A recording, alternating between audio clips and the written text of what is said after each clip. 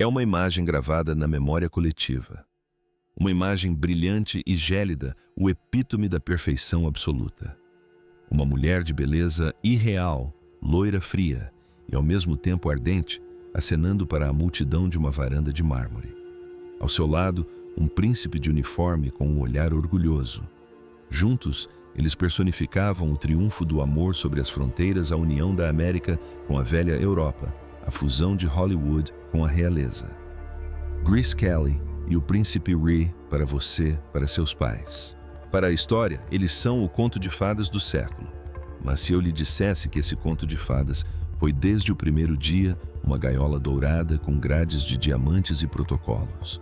Se eu lhe dissesse que por trás dos sorrisos meticulosamente orquestrados para fotógrafos do mundo todo jaziam lágrimas engolidas, traições silenciosas e uma solidão tão vertiginosa que se tornou física. Imagine por um momento, você está no topo do mundo.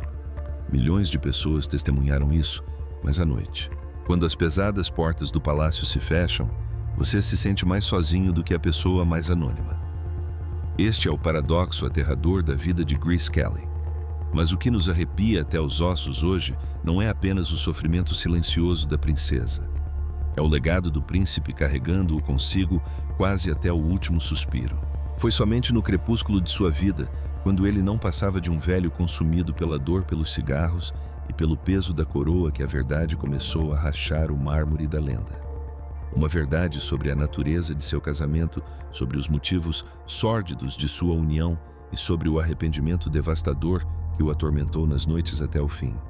Acompanhe-me, pois nos próximos minutos desmantelaremos o mito pedra por pedra. Entraremos no mundo íntimo de um casal dividido entre as exigências do Estado e a fragilidade humana. Vamos descobrir por que Grelly, a mulher que tinha tudo, quase desistiu de tudo para fugir da rocha sufocante que a ameaçava.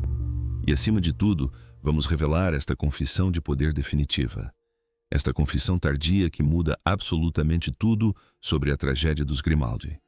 Preparem-se, o que vocês estão prestes a ouvir mudará para sempre a sua perspectiva sobre o Principado. Mas antes de mergulharmos nas águas turvas do Mediterrâneo e nos segredos de Alcavé, permitam-me uma pergunta simples, de pessoa para pessoa. Vocês acham que o dever justifica sacrificar a própria felicidade? É uma pergunta difícil, não é? Se esta história e as vidas despedaçadas ressoam em vocês, convido-os com carinho e humildade a curtir este vídeo. É um gesto simples e gratuito, mas para nós é um sinal precioso de que esta obra de memória fala com vocês. Muito obrigado a todos que dedicarem um tempo. Para entender o drama, é preciso esquecer o romance por um momento. Precisamos desligar os holofotes e olhar para o mapa objetivamente. É o início da década de 1950. Mônaco ainda não é o paraíso fiscal glamuroso, repleto de supercarros e arranha-céus de vidro que você conhece hoje. É um território pequeno, um tanto decadente e antiquado, que exala cheiro de naftalina e tédio e, acima de tudo, está em perigo mortal. O príncipe Rhee segundo ascendeu ao trono, mas seu trono está perigosamente vago. A França, uma vizinha poderosa e por vezes problemática, está perdendo a paciência. Há enormes tensões fiscais. O general de Gaulle, que não tolera qualquer desrespeito à autoridade do Estado, ameaça cortar o fornecimento de água e eletricidade ou mesmo anexar Mônaco se o rochedo não se submeter. Imagine a pressão esmagadora sobre os ombros deste jovem príncipe. Ele não está jogando apenas por sua coroa. Está jogando pela própria existência de seu país, pelo legado deste século e sua história. Este é o quarto ensinamento de uma figura obscura, um homem que é frequentemente esquecido nesta equação romântica aristotonase. O riquíssimo armador grego, dono de grande parte do balneário e controlador da economia local, tem uma visão cínica e pragmática da situação. Ele vê Mônaco como uma empresa falida que precisa ser reerguida. Sussurra um conselho ao ouvido de Rigné, um conselho que selará o destino da Grécia muito antes de ela sequer saber onde situar Mônaco no mapa. Diz-lhe, em essência, meu senhor, para salvar o Principado, a política sozinha não basta. Precisa de mais. Precisa de glamour. Precisa da América. Precisa de uma estrela. A ideia é brutal, mas genial. Um casamento com um ícone americano atrairia turistas e dólares, tornando Mônaco intocável. Na Ásia, inicialmente consideraram Marilyn Monroe. Você consegue imaginar Marilyn como princesa de Mônaco. A história, sem dúvida, teria sido ainda mais trágica, mas Marilyn, com sua imagem de símbolo sexual instável, não se encaixava no protocolo rígido e católico da corte. Não, eles precisavam de classe, precisavam de gelo e fogo, precisavam de Grace Kelly. Neste exato momento, entenda isto claramente. Grace não é uma mulher para ser amada. Ela é uma ferramenta de marketing. Ela é a solução para um problema geopolítico. E é aí, nessa juventude calculada, que reside a primeira rachadura, a ferida original neste conto de fadas. Do outro lado do Atlântico está Grace Kelly, a atriz mais proeminente de sua geração. Vencedora do Oscar e estrela de Alfred Hitchcock, ela personifica a elegância discreta e a distinção suprema. Mas por dentro, ela é uma jovem vulnerável que busca desesperadamente algo que nenhum Oscar, nenhum aplauso pode lhe dar a aprovação de seu pai. Jacques Kelly. Seu pai era um homem duro, um empresário rico e bem-sucedido, campeão olímpico de remo com um caráter inflexível. Para ele, ser atriz era como ser banqueiro. Era um passo acima da prostituição, como alguns círculos conservadores da época poderiam ter pensado. Grace podia ser a rainha de Hollywood, mas para seu pai, ela nunca era boa o suficiente. Ela buscava um reconhecimento impossível. Procurava um papel, o papel definitivo, um que finalmente fizesse seu pai tirano dizer: "Estou orgulhoso de você." E que papel poderia ser mais prestigioso, mais inabalável do que o de uma princesa? O destino, ou melhor, as habilidosas maquinações dos estúdios e seus assessores, os uniram em 1955. A Grécia está no Festival de Cannes. A revista Paris Match está organizando um encontro. Supostamente, seria uma simples sessão de fotos promocional. Mas você sabia que esse encontro quase não aconteceu. É uma história incrível que mostra como o destino pode ser frágil. Naquele dia, uma enorme greve de energia elétrica atingiu a Riviera Francesa. Na Grécia, em seu quarto de hotel, ela está furiosa. Não consegue secar o cabelo. Não consegue passar o vestido de tafetá. Acha ridículo dirigir 2 horas por estradas sinuosas para apertar a mão de um príncipe que não conhece. Ela quer cancelar. É seu agente de imprensa quem insiste e quase implora. Ela veste um vestido floral levemente amassado, o único que não precisa ser passado a ferro, prende o cabelo ainda úmido em um coque apertado e parte de mau humor rumo ao seu destino. Quando chega ao palácio, Rye está atrasada. Ela espera. Anda de um lado para o outro nos aposentos vazios. Visita os jardins para passar o tempo e então ele... Acontece. A química. É inegável, você tem que admitir. Ré é encantador. Tímido, bem diferente da imagem arrogante de playboy que às vezes lhe é atribuída, ele lhe mostra seus tigres em seu zoológico particular. É exótico, é estranho, é inesperado. Grace não se deixa seduzir pelo príncipe em si, mas pelo homem calmo, um tanto melancólico, um tanto solitário que ela percebe sob o uniforme. Ela vê nele uma alma gêmea, alguém que, como ela, carrega o peso das expectativas alheias. Mas não se engane. O que se segue se assemelha mais a uma fusão e aquisição corporativa do que a uma paixão avassaladora e irracional. Após esse encontro, inicia-se uma correspondência. Cartas, muitas cartas. Mas muito rapidamente as coisas saem do controle. O pai de Grace, Jacques Kelly, é a oportunidade perfeita para uma vingança social. Ter uma filha, Sua Alteza Sereníssima, é o sonho supremo para esse irlandês americano, que sempre foi desprezado pela alta sociedade protestante da Filadélfia. Mas há um preço a pagar. E é aqui que a história toma um rumo sórdido, um detalhe humilhante frequentemente mencionado em documentários que tentam vender um sonho. Mesmo antes do noivado ser oficializado, Grace precisa se submeter a um exame médico invasivo e humilhante. O motivo? Garantir sua fertilidade. Mônaco precisa de um herdeiro. É uma questão de sobrevivência nacional. Sem um herdeiro, o tratado com a França estipula que o rochedo perde sua soberania e retorna ao controle francês. A Grécia não é apenas uma mulher, ela é um útero em potencial. Ela precisa provar que pode gerar filhos antes mesmo de poder amar. Imagine a humilhação para essa estrela internacional acostumada ao respeito de repente tratada como uma égua reprodutora de luxo cuja saúde é verificada antes da compra. Ela aceita. Por quê? Porque ela é condicionada a obedecer a ser a filha perfeita, a desempenhar o papel esperado dela. Depois, há a questão do dinheiro. O príncipe, apesar de seus títulos, está sem dinheiro. O pai de Grace precisa pagar um dote. Sim, você leu certo, um dote em meados do século XX. 2 milhões de dólares na época, uma fortuna colossal.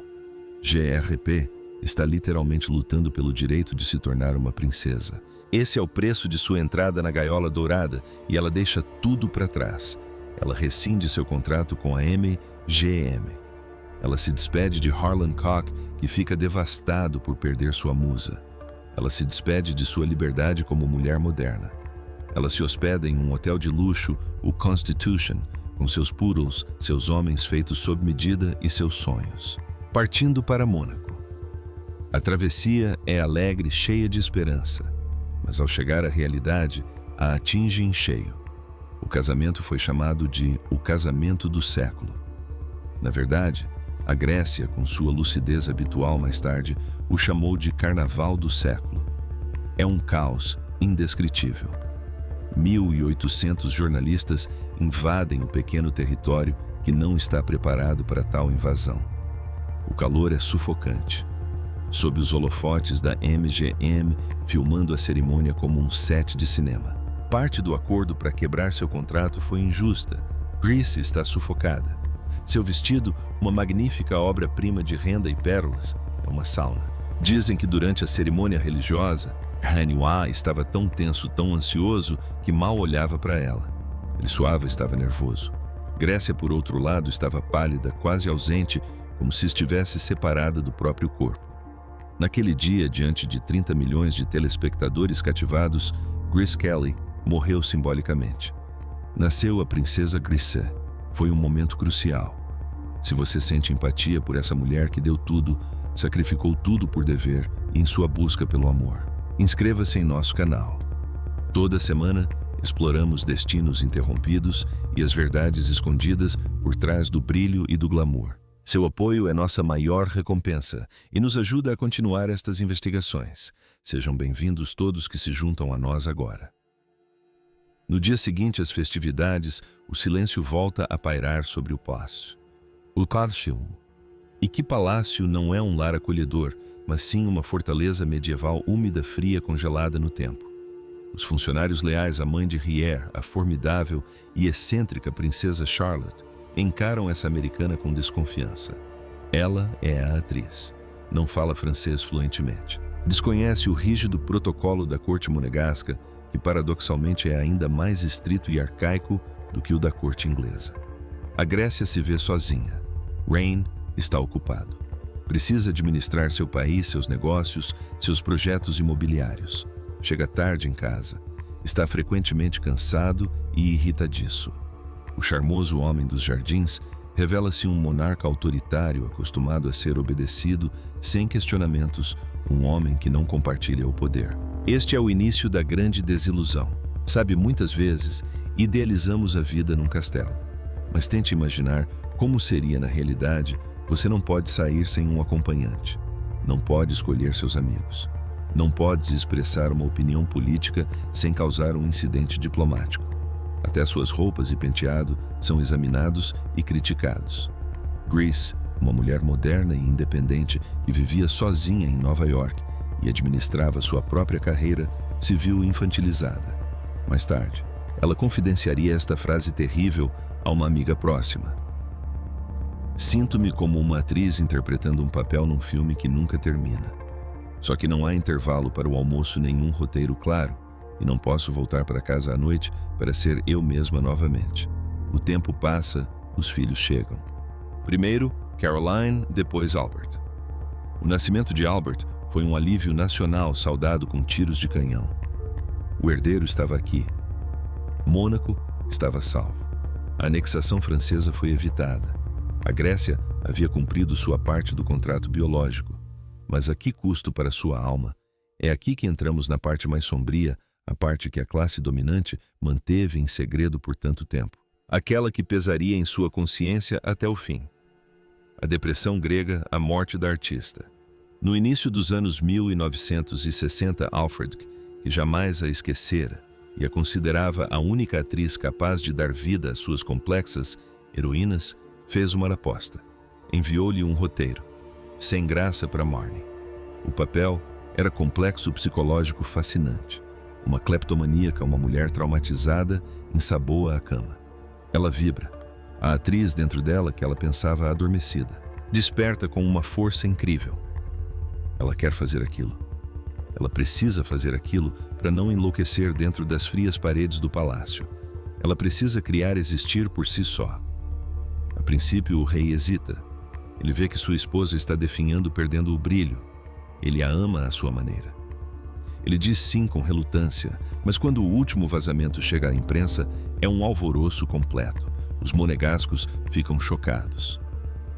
Nossa princesa interpreta uma ladra, uma mulher psicologicamente instável, que beija outro homem em cena, mesmo sabendo que tudo isso é uma grande mentira. Que vergonha!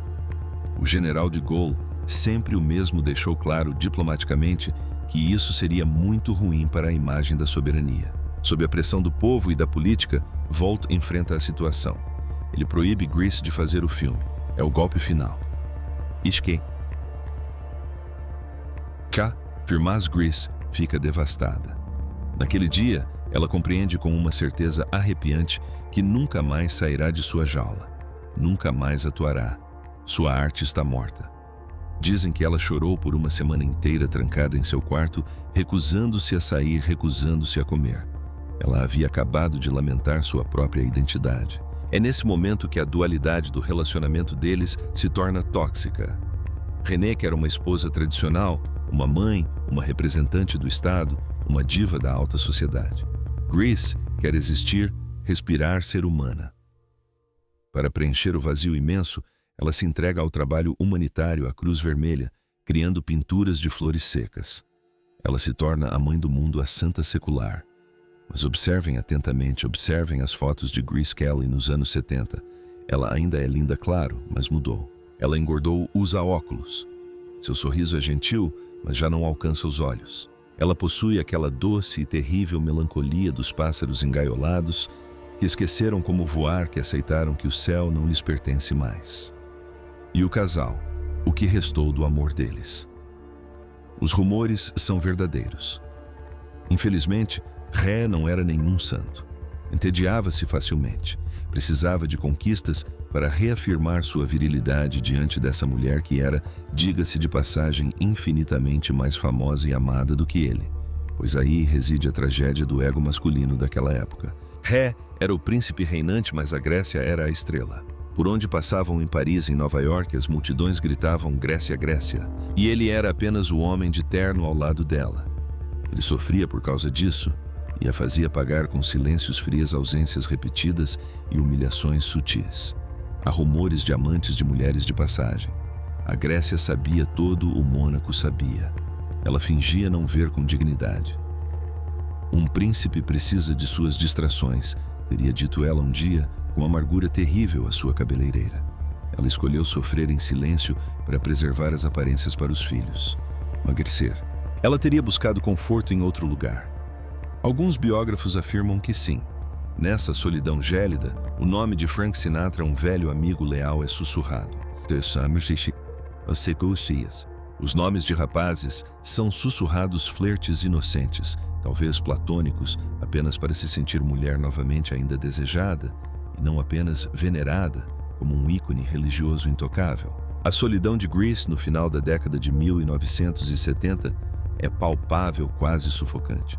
Seus filhos estão crescendo e se rebelando violentamente. Caroline, a mais velha, é um furacão. Ela quer viver a vida intensamente. Envolve-se em uma série de escândalos, casando-se com um playboy mais velho, Philippe Junot, contra a vontade dos pais. Grace está horrorizada. Ela vê a filha cometendo os mesmos erros que ela, buscando o amor rápido demais, mas com uma liberdade que ela mesma nunca teve. Stephanie, a caçula, é a filha selvagem indomável, a enfant terrible. Grace se sente sobrecarregada e inútil. Bebe um pouco demais à noite champanhe e vinho para anestesiar a tristeza. Desabafa com seus poucos amigos americanos que estão de passagem. Fala sobre divórcio. Sim, a palavra tabu finalmente veio à tona. Comprou um apartamento em Paris, na Avenida Foch. Passa cada vez mais tempo lá. Quer escapar de Mônaco, esta cidade que a observa constantemente, onde cada lojista relata cada passo seu. Ela sonha com uma vida simples com o anonimato. Mas o destino cruel tem outros planos. Chegamos agora ao ponto de virada decisivo. Setembro de 1982. A atmosfera no palácio é eletrizante e tensa. Uma discussão irrompe entre Grace e Stephanie. É uma história comum. Uma mãe e uma filha deitadas de costas, uma história sobre o futuro, sobre a escola. Mas Grécia está cansada. Tem dores de cabeça constantes. Está no seu limite. No dia 13 de setembro, Grécia decide dirigir seu Rover 3500 de volta da fazenda da família em Rockagel até o palácio. Ela quase nunca dirige. Não gosta. O motorista se oferece e até insiste em levá-las. Ela recusa. Diz que há vestidos capas de roupa no banco de trás e que não há espaço para 3 pessoas. É um detalhe trivial, não é vestidos. É por causa de alguns vestidos colocados em um banco que o destino deu uma guinada. A estrada é sinuosa, perigosa. É a mesma estrada, uma trágica ironia do destino, onde ela filmou uma cena icônica de ladrão de casaca com Cary Grant 25 anos antes. No filme, ela dirigia em alta velocidade com os cabelos ao vento para assustar o herói. Na realidade, o carro errou a curva do cotovelo do diabo. Não havia marcas de frenagem. O carro atravessou o muro de pedra, despencou 40 metros no vazio, caindo com um estrondo ensurdecedor em um jardim abaixo. O silêncio após o acidente foi ensurdecedor. Os serviços de emergência chegaram. Havia total confusão. Ninguém sabia quem estava dirigindo. Stephanie, ferida mas viva, saiu pela porta do motorista porque a outra estava presa. Esse detalhe alimentaria rumores cruéis e falsos por décadas acusando a adolescente de ter matado a mãe. Grace estava inconsciente e devastada. No palácio, o rei foi informado. Ele pagou. Seu mundo desabou em um segundo.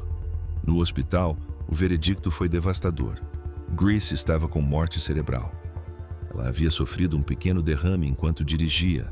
Foi isso que o fez perder o controle. Não foi a velocidade. Não foi uma discussão. Foi seu cérebro desgastado por tantos anos de pressão, enxaquecas e tristeza reprimida que falhou por uma fração de segundo. Tempo suficiente para tudo parar. Rain precisa tomar a decisão mais terrível que um homem pode tomar. Para se desvincular da mulher com quem se casara 26 anos antes, a mãe de seus filhos. Em 14 de setembro de 1982, Grace Kelly Seta, e com ela uma certa ideia de Mônaco, uma certa ideia de graça, desapareceu para sempre. No funeral, Regier era um fantasma. Caminhava atrás do caixão amparado por uma Caroline, chorosa, escondida sob um véu preto. Olhava para o nada.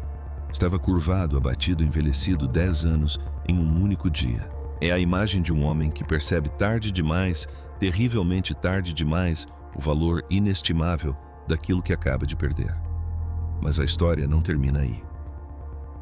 Agora tocamos no âmago da questão. Agora a verdade emerge, a verdade que esteve oculta por 20 anos. Após a morte de Grace Reh, viveu mais 23 anos. 23 longos anos de absoluta solidão. Nunca se casou novamente. Nunca reconstruiu sua vida. Transformou Mônaco, pavimentou-a, enriqueceu-a, recuperou terras do mar. Mas perdeu sua alma. Tornou-se o príncipe construtor, um homem de negócios frio e triste, trancado em seu palácio que se transformara em um mausoléu. No fim da vida, com a saúde debilitada e o coração cansado, dando seus últimos suspiros, Regoner se abriu, não publicamente não, em um grande discurso televisionado, mas para seus entes queridos, para seus biógrafos na intimidade de uma noite. Ele confessou a chocante verdade. Essa verdade era o arrependimento, um arrependimento imenso e corrosivo. Admitiu que havia roubado a vida de Grace. Reconheceu que o papel que lhe impusera era pesado demais para uma só mulher. Confessou que, no fundo, sabia que ela nunca fora verdadeiramente feliz em Mônaco, que definhara como uma flor privada de luz solar. Certa vez, proferiu estas terríveis palavras com devastadora clareza: amei a mulher, mas talvez tenha amado demais a princesa que ela representava para o meu país. Deixei que o papel devorasse a pessoa. Percebeu que sua obsessão com a sobrevivência de Mônaco, com a dinastia, havia esmagado a espontaneidade, a alegria e o talento de uma das mulheres mais extraordinárias do século XX. Ele carregava a culpa de tê-la trancado, de tê-la negado a Marne, de ter deixado que os protocolos sufocassem seu riso radiante, de ter acreditado que o título de alteza seria suficiente para preencher um coração humano. Esta é a verdadeira tragédia dos Grimaldi. Não se trata da maldição de uma bruxa medieval, como diz a lenda. É a maldição do dever que esmaga a humanidade. É a história de um homem que colocou uma coroa acima do amor e passou o resto da vida encarando o vazio ao seu lado. Rain morreu em 2005. Pediu para ser enterrado ao lado da Grécia. Hoje repousam juntos na catedral sob a pedra fria. Finalmente em paz, finalmente em paz, finalmente reunidos sem protocolo. Então, quando você olhar novamente para aquelas fotos glamourosas dos anos 50, não veja apenas o conto de fadas. Contemplem o sacrifício. Contemplem a imensa coragem de uma mulher que perseverou dia após dia, sorriso após sorriso, enquanto seu coração sangrava em silêncio. E contemplem a redenção tardia e dolorosa de um príncipe que aprendeu na dor lancinante da ausência, que o amor nem sempre basta para salvar aqueles que amamos de seu próprio destino ou do destino de outrem. Que história comovente! É um lembrete contundente de que por trás de cada imagem pública, por trás de cada sorriso de revista, existe uma realidade complexa de escolhas impossíveis, dores secretas e arrependimentos não expressos.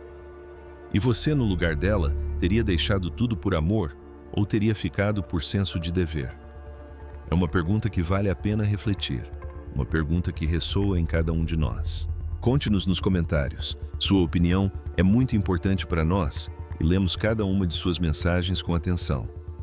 Agradecemos de coração por nos acompanhar nesta jornada emocionante pela vida privada deste homem complexo e desta mulher inesquecível.